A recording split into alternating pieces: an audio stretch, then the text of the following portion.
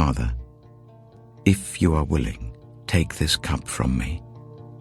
Yet not my will, but yours be done.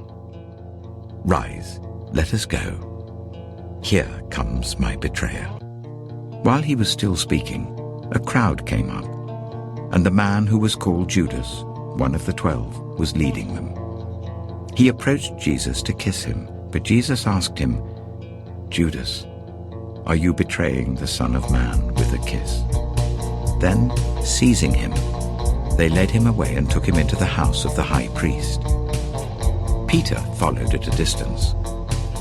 And when some there had kindled a fire in the middle of the courtyard and had sat down together, Peter sat down with them.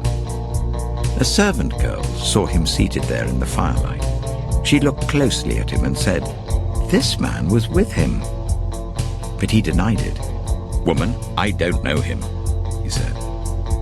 A little later, someone else saw him and said, "You also are one of them." "Man, I am not," Peter replied. About an hour later, another asserted, "Certainly this fellow was with him, for he is a Galilean." Peter replied, "Man, I don't know what you're talking about." Just as he was speaking, the cock crowed.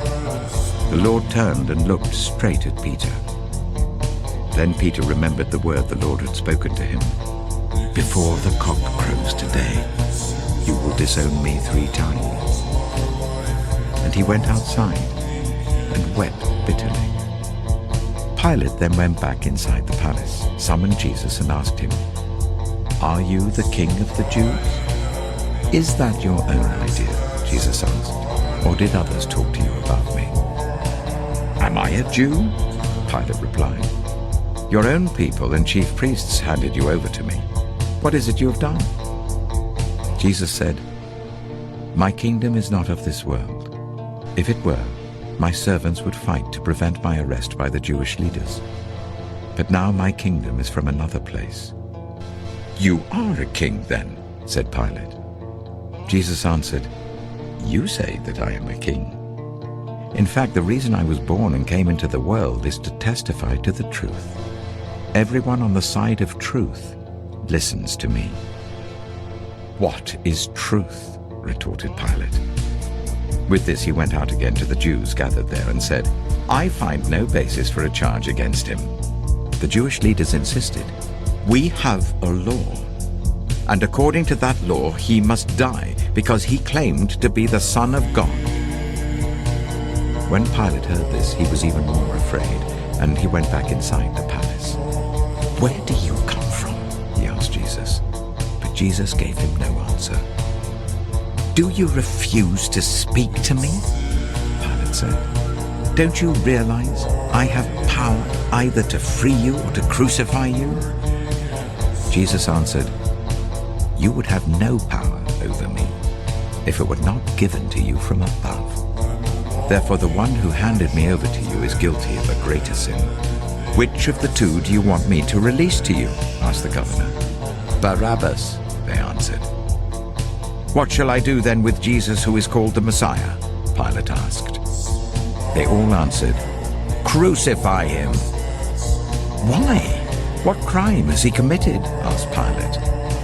But they shouted all the louder, "Crucify him!" When Pilate saw that he was getting nowhere, but that instead an uproar was starting, he took water and washed his hands in front of the crowd. "I am innocent of this man's blood," he said. "It is your responsibility." All the people answered, "His blood is on us and on our children." Then he released Barabbas to them, but he had Jesus flogged and handed him over to be crucified. Then the governor's soldiers took Jesus into the praetorium and gathered the whole company of soldiers round him. They stripped him and put a scarlet robe on him, and then twisted together a crown of thorns and set it on his head. They put a staff in his right hand. Then they knelt in front of him and mocked him. "Hail, King of the Jews," they said. They spat on him and took the staff and struck him on the head again and again. After they had mocked him, They took off the robe and put his own clothes on him. Then they led him away to crucify him. They crucified 2 rebels with him, one on his right and one on his left. Those who passed by hurled insults at him, shaking their heads and saying, "So, you who are going to destroy the temple and build it in 3 days, come down from the cross and save yourself." In the same way, the chief priests and the teachers of the law mocked him among themselves. "He saved others," they said, "but he can't save himself. Let this Messiah, this King of Israel, come down now from the cross, that we may see and believe." Those crucified with him also heaped insults on him. Jesus said, "Father, forgive them, for they do not know what they are doing." And they divided up his clothes by casting lots. One of the criminals who hung there hurled insults at him. "Aren't you the Messiah? Save yourself and us." But the other criminal rebuked him. "Don't you fear God," he said, "since you are under the same sentence? We are punished justly, for we are getting what our deeds deserve, but this man has done nothing wrong." Then he said, "Jesus, remember me when you come into your kingdom." Jesus answered him, "Truly I tell you, today you will be with me in paradise." Later, knowing that everything had now been finished, and so that Scripture would be fulfilled, Jesus said, "I am thirsty." A jar of wine vinegar was there, so they soaked a sponge in it, put the sponge on a stalk of the hyssop plant, and lifted it to Jesus' lips. When he had received the drink, Jesus said, "It is finished." Jesus called out with a loud voice, "Father, into your hands I commit my spirit." When he had said this, he breathed his last.